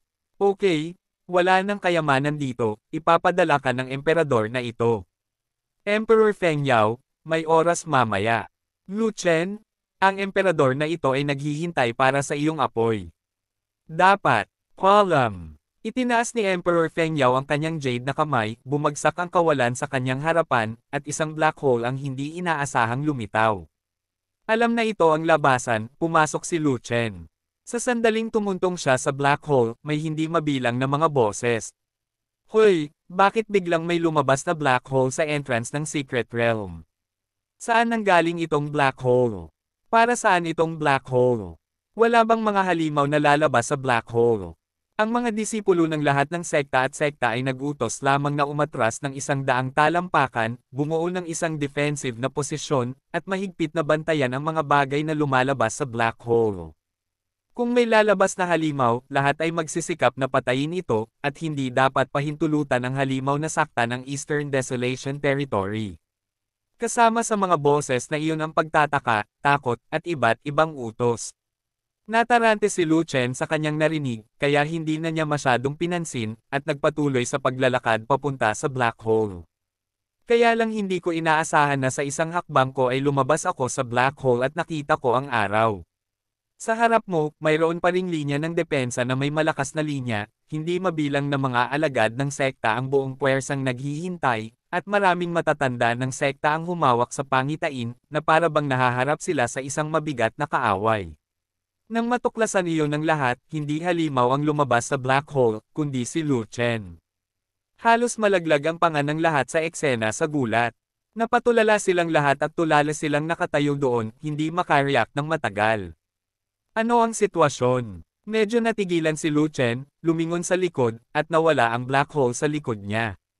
Ang malaking sirang tarangkahan ng bato sa hindi kalayuan ay naroon pa rin, ngunit ang pintuang gintong liwanag ay wala na, at ang pasukan sa lihim na kaharian ay matagal nang nakasara. Ang halimaw pala ay si Lu Chen, nakakatuwa. Hindi nakakatawa, halimaw pa rin si Lu Chen. Kalimutan mo na ito, tiyak, si Lu Chen ay isang napakalaking halimaw. Tama, paano ito nakalabas sa Secret Realm kung hindi halimaw? Pinag-usapan ito ng maraming disipulo ng sekta, at lahat sila ay nagulat sa hitsura ni Lu Chen. Sa oras na iyon, pagkatapos mag-teleport ang lahat, ang pasukan sa lihim na kaharian ay sarado. Si Lu Chen lang ang hindi lumabas, hindi alam ng lahat kung bakit nangyari ito. Ngunit alam ng lahat na sa ganoong pas sa Secret Realm, imposibleng lumabas si Lu Chen. Kahit na ito ay makalabas, kakailanganin nitong maghintay pagkaraan ng 1,000 taon kapag muling binuksan ang Dunhuang Secret Realm. Gayunpaman, hindi lamang lumabas si Lu Chen, ngunit lumabas din sa isang hindi maipaliwanag na black hole na talagang hindi ka panipaniwala. Dapat mong malaman na walang exit sa Dunhuang Secret Realm, maaari kang lumabas sa pamamagitan ng automatic teleportation, at dapat kang dumaan sa entrance para makalabas. Ngunit nakahanap si Lu Chen ng ibang paraan. Palabas, walang nakakaalam kung paano niya ito ginawa. Kabanata 1047. Supreme Cultivation Secret Author, Mu Fenglai. Lu Chen. Munting Panginoon. Dalawang magagandang figure ang lumipad mula sa karamihan at dumiretso kay Lu Chen. Sila Mengyo at Warner. Ano man ang mga mata ng lahat, yamakap si Mengyo sa mga bisig ni Lu Chen, umiiyak sa tuwa. Hindi nang ahas si Warner na gayahin si Mengyo, pati na rin itapon ang sarili sa mga bisig ni Lu Chen. Kahit gusto niya, hindi siya naglakas loob na gawin iyon. Tahimik lang siyang nanatili sa tabi ni Lu Chen, na may mga luhang umaago sa kanyang magandang mukha na may maislan na mga katangian, puno ng saya at sorpresa. Silly girl, bakit ka umiiyak? Ayos lang ako. Bahagyang pinitik ni Lu Chen ang kanyang mga kamay, itinaas ang ulo ni Mengyo, at nakita ang mukha na kasing ganda ng maliwanag na buwan, na may mga bulaklak ng peras at ulan, nakita ko si Yulian. Akala ko hindi ka makakalabas. Umiiyak na sabi ni Mengyo. Hindi ako lalabas ngayon. Ngumiti si Lu Chen, at inaliw siya ng ganito, may gagawin ako sa Secret Realm, kaya late akong lumabas, tumigil sa pag-iyak, ngumiti ka lang. Gusto kong tumawa, pero hindi ko magawa. Kumunat ang noo ni Mengyo, pero mas maraming luha ang tumulo mula sa maganda niyang mga mata. Young Master, kapag hindi ka nalalabas, mamamatay ang prinsesa sa pag-ibig. Sabi ni Warner sa mahinang boses. Kamusta ka? Talagang nagtanong si Lu Chen ng ganito. Pareho. Namula ng husto si Warner, at nahihiyang ibinaba ang kanyang ulo. Ikaw, bakit hindi mo nakikita? Kahit na nakulong ako sa Secret Realm, hindi ako mamamatay, at most, lalabas ako after 8,000 years. Panipi. Afterwards, Lu Chen was out ng hininga. I've made it clear to you, no matter what happen in the future, kahit makita mo akong mamatay ng sarili mong mga mata, bawal mong isipin na mamatay sa pag-ibig, kung hindi, mamamatay ako. Hinding-hindi kita mapapatawad. Bakit? Itinaas ni Mengyo ang kanyang tingin, sinalubong ang tingin ni Lu Chen, at nagtanong, kung wala ka rito, ano pa ang saysay ng buhay ko? Tanga! Bamantong hininga si Lu Chen, wala. Pinili ngunit gumawa ng kwento, at sinabi sa mahinang boses, may kakayahan akong buhayin ang sarili ko. Totoo. Muling nagulat sina Mengyo at Warner. Oo, syempre totoo. Lu Chen medyo hindi natural.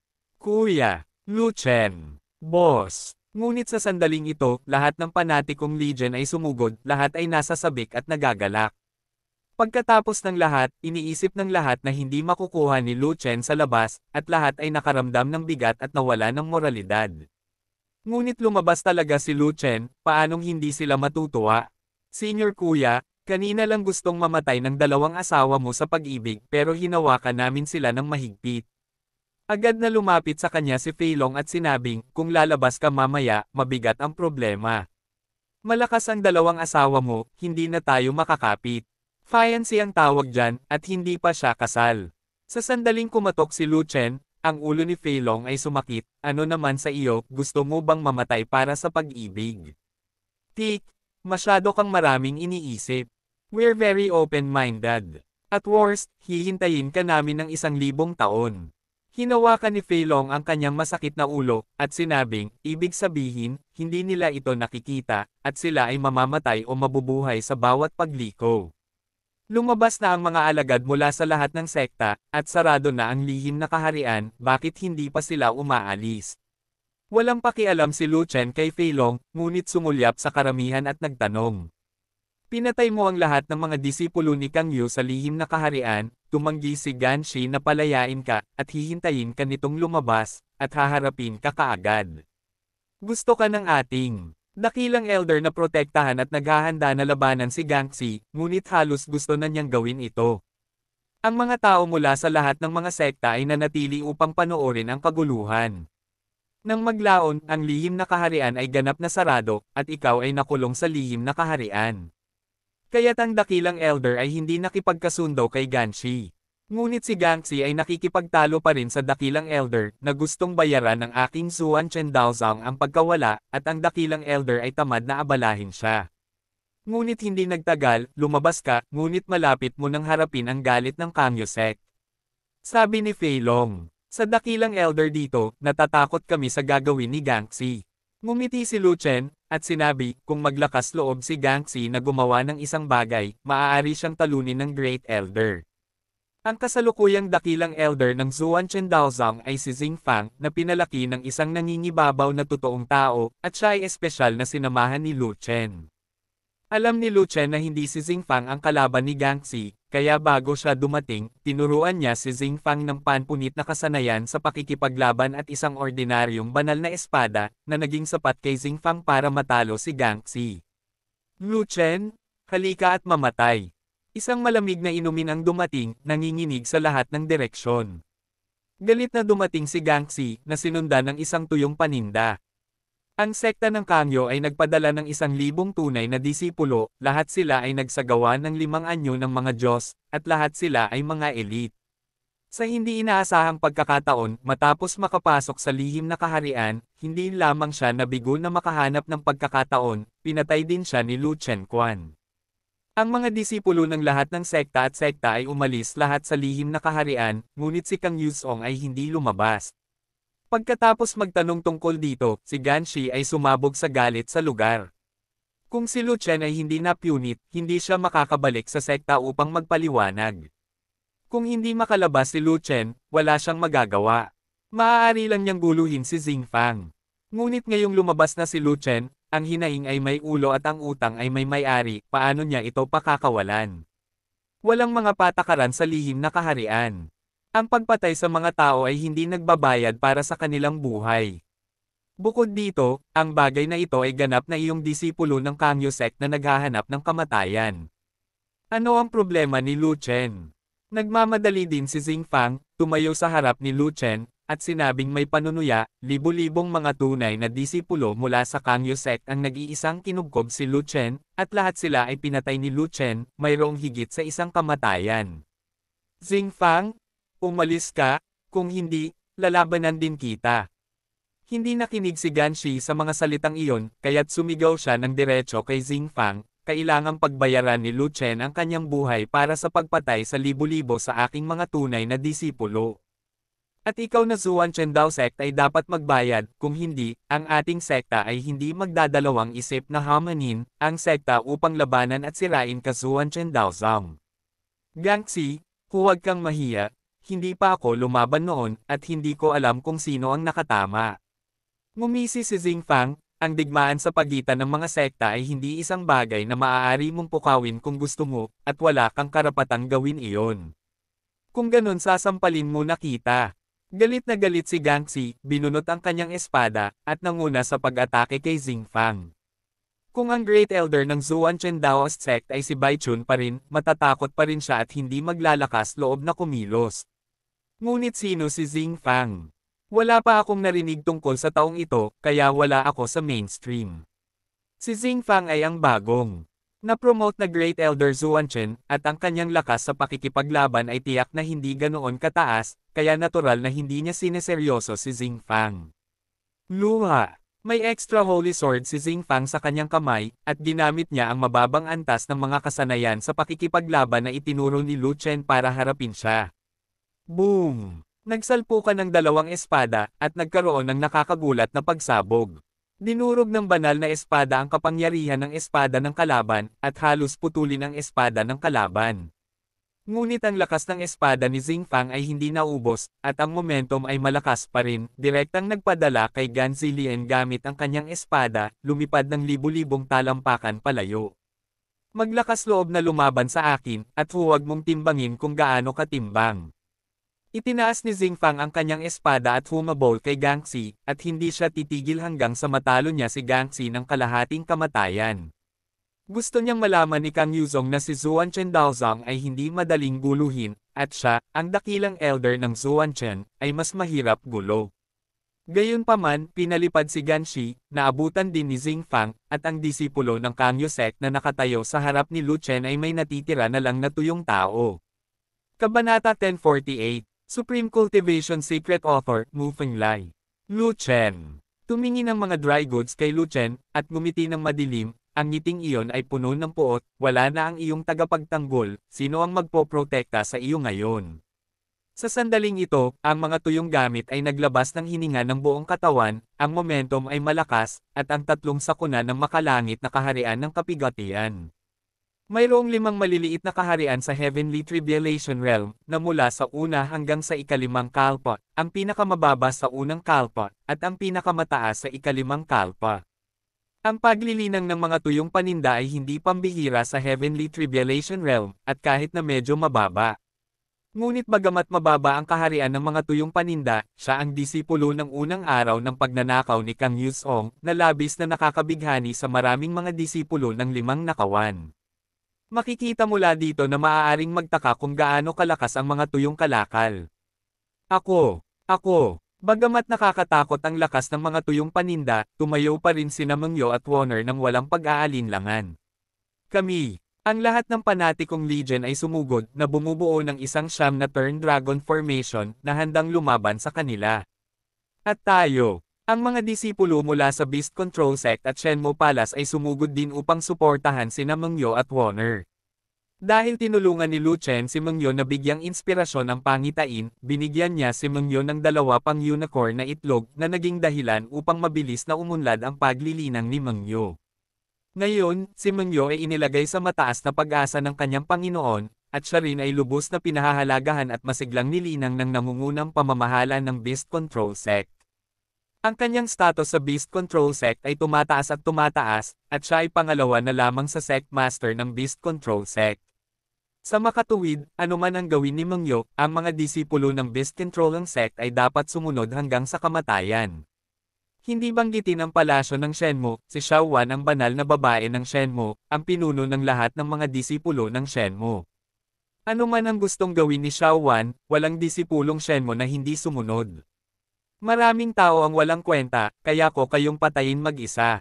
Ngunit ang mga tuyong paninda ay ngumiti ng mapang-asar, at mapang-hamon, at hindi humarap sa Fanatic Legion. Ang mga taong ito ay nasa larangan lamang ng pagdadalisay ng mga Diyos, at wala sila sa kanyang paningin. Higit pa rito, karamihan sa mga nasasakupan ni Lu Chen ay nasa paligid ng 2 anyo ng mga Diyos na nagpapadalisay.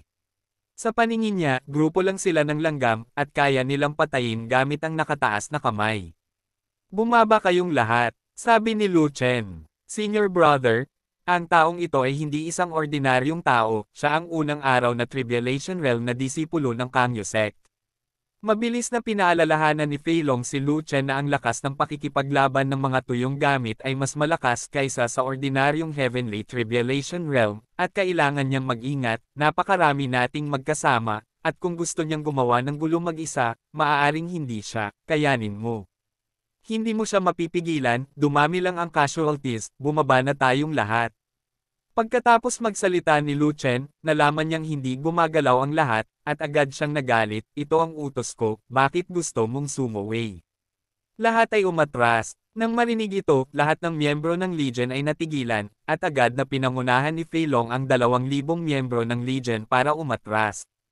Atres din kayong dalawa. Sinulyapan ni Lu Chen sina Mengyo at Warner, at nang hindi sila binibigyan ng oras para mag-react, idinagdag niya, ayoko na sinuwi ko ang mga utos ko. Young Master, lalong lumalakas ang init ng ulo mo. Napabuntong hininga si Warner, at walang magawang inakay ang mga disipulo ng Shenmue Palace pabalik. Lu Chen, mangyaring mag-ingat. Dahil alam niya ang ugali ni Lu Chen, hindi nang ahas si Mengyo na suwayan si Lu Chen, kaya kinailangan niyang pangunahan ang mga disipulo ng Beast Controlling Sect para umatras.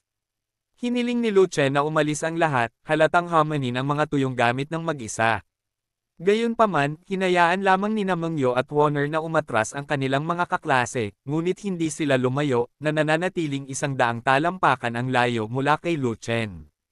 Kayong dalawang hipag, close na close kayo, mag-iingat kayo baka awayin ni kuya yung lalaking yon, hindi nyo kayang bayaran ang resulta ng laban.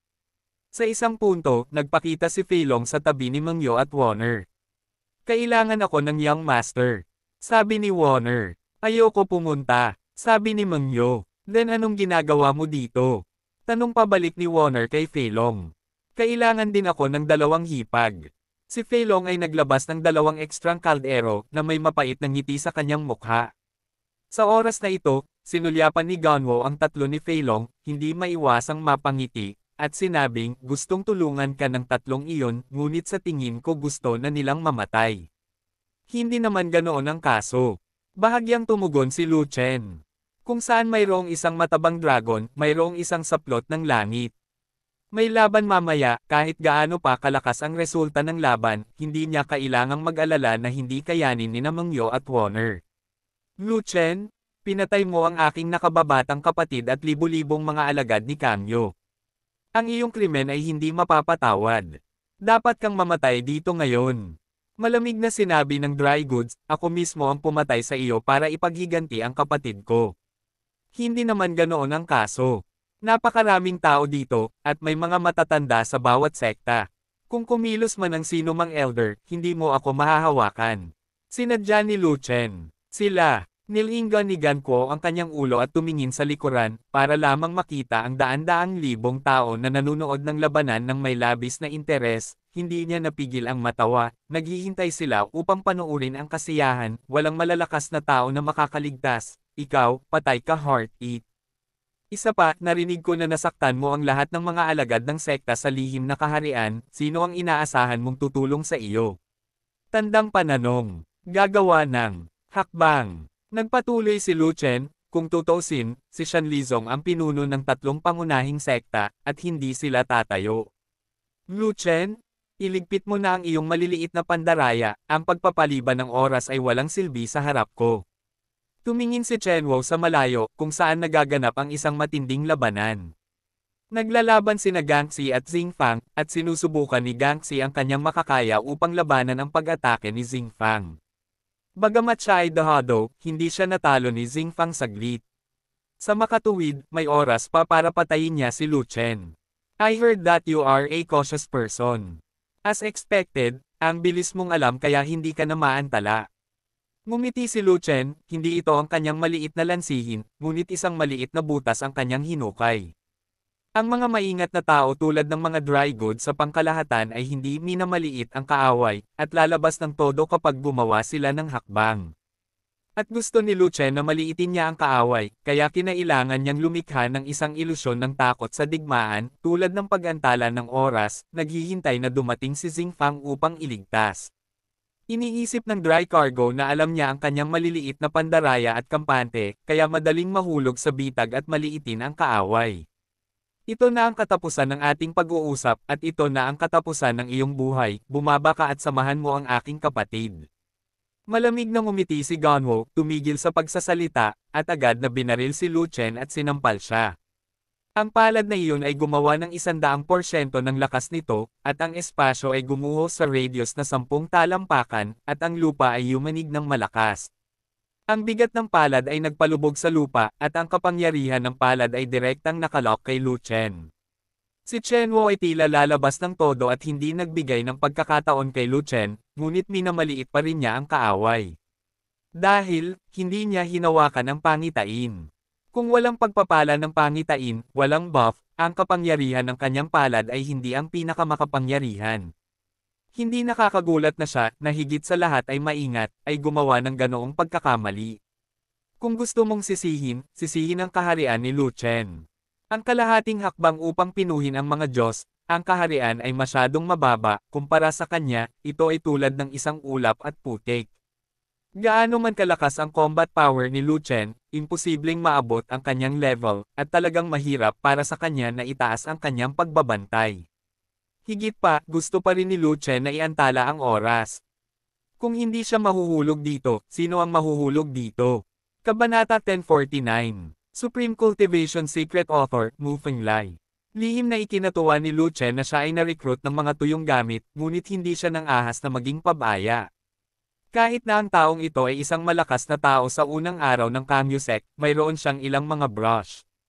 At hindi pa natatawid ni Lu Chen ang sakuna, wala siyang kapangyarihan ng sakuna, tanging ang kapangyarihan ng Primordial Spirit, na isang antas na mas mababa kaysa sa tuyong mga produkto sa antas ng kapangyarihan. Higit pa rito, ang kaharian ni Lu Chen ay masyadong mababa, kalahating hakbang na lang para pinuhin ang mga Diyos, at ang labanang ito ng paglukso ay may napakalaking haba. Hindi pa banggitin kung kaya ni Lu Chen ang mga tuyong gamit, kahit na kaya niyang dalhin ito, napakahirap makipaglaban. Kaunting kapabayaan, si Lu Chen ay mamamatay ng walang lugar para ilibing siya. Sa makatuwid, sa sandaling bago mabaril ang mga tuyong paninda, si Lu Chen ay may extra blue frost long knife sa kanyang kamay, at ipinatawag niya ang battle body ng maaga. 4 na dragon ang lumalaban. Sa isang iglap, ang tunog ng mga pag-awit ng dragon ay nagpatuloy, at 4 na dragon ang bumangon. Mula sa katawan ni Lu Chen, pinalibutan siya ng ningning. Sa susunod na sandali, ang momentum ni Lu Chen ay napakalaki, ang kanyang kapangyarihan ay tumaas, na para bang isang Diyos ng dragon ang ipinanganak, nakatingin, pababa sa mundo. Patayin ang langit. Tinadtad ng isang kutsilyo, ang momentum ay napakalaki, ang hangin at ulap ay umaalon, at ang mga bundok at ilog ay nilamon. Ang bigat ng kutsilyo ay nagpalubog ng malalim sa ilalim ng kanyang mga paa, nabasag sa lahat ng direksyon, at nakaunat ng daan-daang talampakan.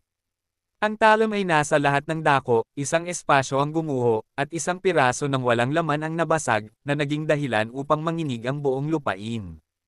Boom! Ang talom ay nalaslas sa kamao, at isang malakas na ingay ang ginawa, na yumanig sa mundo. Ang kapangyarihan ng kutsilyo at ang kapangyarihan ng kamao ay gumuho sa parehong oras, at ang gumuhong kapangyarihan ay nabuo ng isang labanan pagkatapos, gamulong ng isang malaking alon, na lumiligid sa lahat ng direksyon. Natagpuan ni Mengyo at Warner ang kanilang mga sarili na nakatayo ng napakalapit, at ang resulta ng labanan sa pagitan nina Lu Chen at Ganwo ay masyadong malakas, hindi nila naiwasang magbago ang kanilang mga mukha, at mabilis na inilipat ang kanilang tunay na enerhiya upang lumaban. Takpan mo ang langit. Gumawa ng malaking butas ang Fat Dragon, itinapon ang 2 kaldero, itinaguyod ang mga kasanayan sa pakikipaglaban na nababalot sa langit, at binigyan sina Mengyo at Warner ng isang malakas na kanlungan. Bang bang bang! Ang mga dambuhalang at malalaking alon ay bumagsak sa linya ng depensa na tumakip sa kalangitan, na gumawa ng sunod-sunod na pagsabog. Ang epekto ng mga gumuhong kabundukan at mga sirang kabundukan ay ganap na hinarang ng 2 kaldero, at ligtas at maayos ang mga taong nakatayo sa likod ng mga kaldero. Ang 2 tao sa larangan ng digmaan ay parehong nakatayo sa pwesto, pinananatili ang kanilang dating umaataking posture, na para bang ang estilo ng pagpipinta ay nagyelo at huminto ang oras. Ang mahabang kutsilyo ni Lu Chen ay tumama sa kamao ni Ganwo, at ang lakas ng kutsilyo ay naubos. Ang lakas ng kamao ni Chenwo ay pinutol, ngunit binuhat din niya ang zantian ni Lu Chen pababa, ang kanyang katawan ay nanatiling hindi gumagalaw, at ang kanyang mukha ay labis na nabigla. Oh my God, anong nangyari ngayon? Bakit si Lu Chen ang gumuhit gamit ang dry goods sa ganitong showdown? Nasilaw ba ako? Wala pa si Lu Chen sa larangan ng pagdadalisay ng mga Diyos, wala man lang siyang kapangyarihan ng primordial spirit, abnormal na ang pagpatay sa larangan ng pagdadalisay ng mga Diyos sa lihim na kaharian, ngunit dahil lang iyon sa Bagaman, ang tuyong kargamento ay ang ikatlong araw ng Heavenly Tribulation Realm, siya ang Kamyo. Ang unang Heavenly Tribulation Realm powerhouse ng sect, at kaya niyang talunin ang ordinaryong Heavenly Tribulation Realm 5 Tribulations, pero hindi niya kayang talunin si Lu Chen, tubig talaga. Tungkol kay Lu Chen, hindi ako nakaimik. Ang batang ito ay isang pambihira, mailalarawan ko lamang ito bilang hindi kapanipaniwala. Damn this idiot, isn't he famously cautious? How can she be so careless? Not even open the vision, really underestimate the enemy. Panipi, Madan, hinihintay ko si Lu Chen na mabugbog hanggang mamatay ng mga tuyong gamit, ngunit ako ay nag-iisa pagkatapos maghintay. Ang pagbunot sa pagitan ni Lu Chen at Ganwo ay nagdulot ng malaking kaguluhan sa eksena, at lahat ay labis na nabigla at patuloy na nagsisigawan. Sumimangot ang lahat ng malalakas na lalaki, walang sabi-sabi, tinitigan nilang mabuti si Lu Chen, gustong makitang malinaw ang masasamang ito. Ang mga disipulo ng Beast Control Sect at Shenmo Palace ay mas natulala. Sinubukan nilang tulungan si Lu Chen, ngunit sinundan sina Mengyo at Xiaowan. Si Lu Chen ay hindi nagpakita ng maraming lakas sa pakikipaglaban sa lihim na kaharian, at hindi nila alam kung gaano kalakas si Lu Chen, kaya hindi nila sineseryoso si Lu Chen. Nang si Lu Chen ay nakikipaglaban sa lahat ng direksyon sa labas ng Ningxen, nakapasok na sila sa Ningxen Cave, at hindi nila nakita si Lu Chen na nagpapakita ng kanyang kapangyarihan sa kanilang sariling mga mata. Sa makatuwid, kalahati lang ang paniniwala nila sa record ni Lu Chen sa pagpugot kay Yang Ji at pagsira sa 1,000 disipulo ng Kangyo. Ngayon, si Lu Chen at ang Kangyo Sect's First Day Tribulation Realm Powerhouse ay nagkaroon ng tie, at lubos silang nabigla sa eksena. Noon lang nila nalaman na pagkatapos nilang makapasok sa Ningxen Cave, binantayan ni Lu Chen ang pasukan ng kuweba at tinalo ang lahat ng mga bayani. Hindi pala mahinang manok ang mapapangasawa ng pinuno nila, kundi isang hayop. Sa katunayan, hindi lamang ang Beast Control Sect at Shenmo Palace ang nagulat, ngunit maging ang panatikong Legion na mas nakakakilala kay Lu Chen ay nagulat din sa oras na ito. Dati, pinagtawanan ng lahat ang amo dahil sa kanyang mababang antas at walang pag-unlad sa kanyang paglilinang. Hindi magtatagal para durugan ng lahat ang amo. Ngunit hindi ko inaasahan na ang kaharian ng boss ay nakatayo pa rin, ngunit ang kanyang lakas sa pakikipaglaban ay bumuti ng mabilis. Hindi lamang siya malakas, ngunit siya ay napakalakas din, ito ay hindi makatao. Ramdam ng lahat ng miyembro ng panatikong Legion ang pressure, lumalakas ang combat power ng boss, at kung hindi sila mag-ensayo ng husto, hindi man lang sila magiging qualified na lumaban sa boss sa hinaharap. Nagkatinginan sina Shang Guanjin at Ruhua, at parehong nakita ang kawalan ng kakayahan sa mga mata ng isa't isa. Kabilang sa Hurricane Legion, silang dalawa ang malapit na makakasunod kay Lu Chen sa kapangyarihang labanan. Lalo na si Shang Guanjin, na mas naging magaling sa paraan ng espada, at ang kanyang espada ng kalooban ay lumalakas at lumalakas. Siya ang pinaka-promising figure na hihigit kay Lu Chen. Ngunit ngayon, binasag ng kutsilyo ni Lu Chen ang pag-asa ni Shang Guanjin sa mismong lugar. Higit pa sa sinulid na lana, hindi pa natalo ni Shang Guanjin si He Luo na nagpino sa 5 anyo ng mga Diyos. Kung gusto niyang magkaroon ng combat power ni Lu Chen, hindi niya alam kung gaano katagal siya magsasanay. Congratulations sa 2 hipag, malakas na naman ang asawa mo, at hindi mo na kailangan pang ibato ko sa kanya ng malaking kaldero. Tumawa si Fat Dragon. Ikaw, dapat mong ibigay kay Lu Chen ang takip ng langit. Puno ng saya si Mengyo, ngunit namula siya at sinabi sa mahinang boses. Masyadong malakas ang tuyong produktong iyon, at hindi mahawakan ng kaldero. Mas mabuting itago ito para protektahan ka, para hindi na mag-alala ang mga nakatatandang kapatid, at pagkatapos ay depende sa sitwasyon. Umiling din si Fei Long at sinabing. Gayunpaman, ang ekspresyon ni Warner ay solemn na, tahimik niyang pinaandar ang Holy Tree Technique. Ang primordial power ni Lu Chen ay umabot na sa 5 antas, at ito ay sukdulan na. Ang kapangyarihan ay napakalakas na kahit na sa 3 kutsilyo ni Hu Zhantian, hindi niya mailigtas ang kanyang katawan. Naubos lang ng kutsilyong iyon ang kalahati ng tibay at totoong enerhiya ni Lu Chen. Sa sandaling ito, isang mainit na agos ang pumasok sa katawan ni Lu Chen, na agad na nagpanumbalik ng naubos na enerhiya ni Lu Chen. Alam ni Lu Chen na si Warner ang nagbibigay sa kanya ng sigla. At kapag naubos ang kanyang tunay na enerhiya, kailangan niyang ubusin ang 9 pattern spiritual chi pill, kung hindi ay walang makakatulong sa kanya. Unless, nandito si Lingua.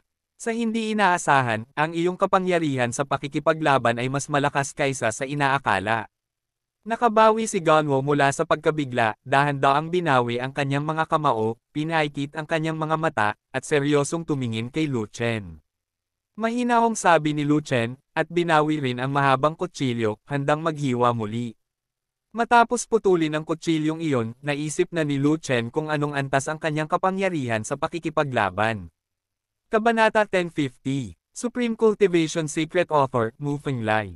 Masasabing kung ang mga tuyong paninda ay hindi sumusuporta sa pangitain, maaaring gumuhit si Lu Chen dito. Ang ilang mga kalakal ay sumuporta sa pangitain, umaasa lamang sa pangatlong sky slashang na kutsilyo ni Lu Chen, hehe. Dahil ang primordial power ni Lu Chen ay umabot na sa sukdulan, ang kapangyarihan ng ikatlong espada ni Zantian ay maaaring ganap na maipakita, at ang ordinaryong 3 o kahit 4 na kalpa ng Heavenly Tribulation Realm ay maaaring laslasan.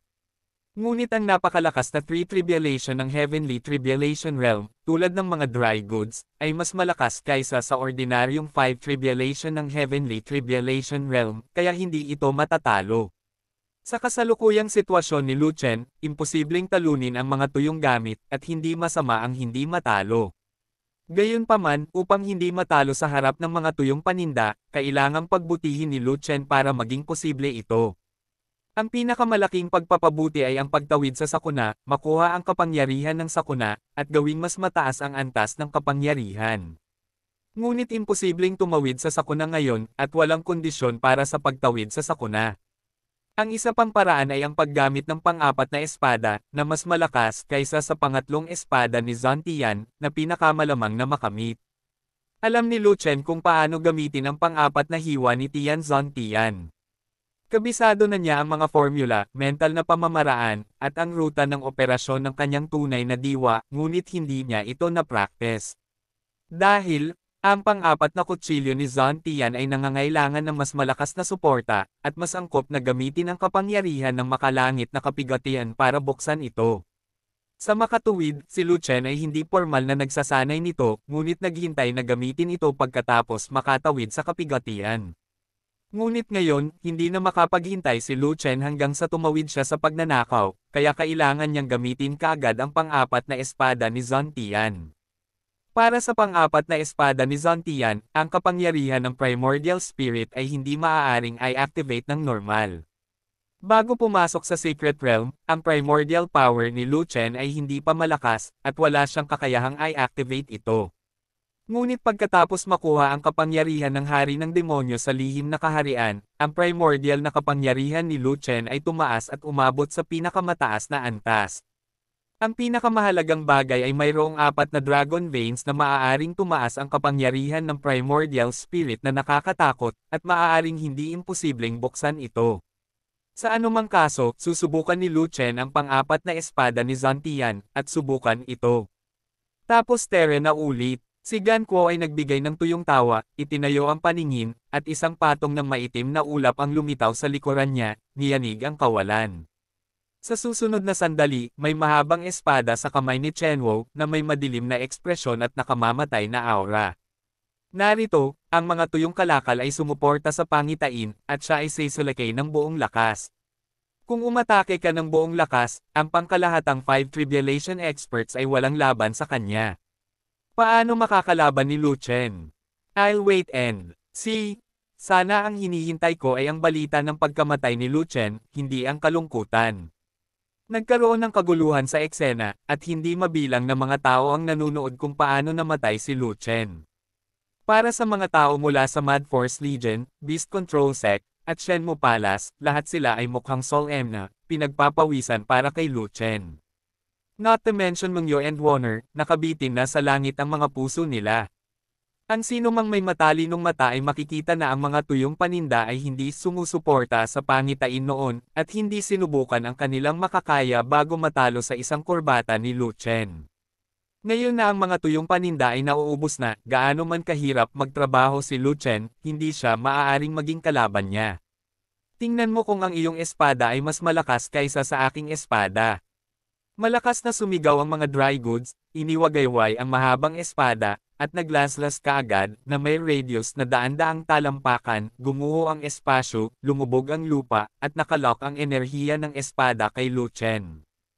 At natapos na ni Lu Chen ang pag-andar ng isip ng ikaapat na espada ni Zantian, at ang lahat ng tunay na enerhiya ay itinurok sa mahabang espada sa pamamagitan ng isang tiyak na ruta ng meridian. Zantian, ang pang-apat na kutsilyo. Sa sandaling maputol ang kutsilyo, ang langit at ang lupa ay umugong, at ang enerhiya ng kutsilyo ay pumailang lang sa langit na nagwasak sa mga ulap sa lahat ng direksyon. Ang talam ay nasa lahat ng dako, na may radius na daan-daang talampakan, ang walang laman ay nabasag, ang lupa ay umuuga, at isang malaking malalim na kanal ang sumabog, dumiretso sa mga tuyong paninda. Boom! Ang mga espada ay nagsalubong at nanginginig, gumawa ng isang malaking pagsabog na nakakabingi.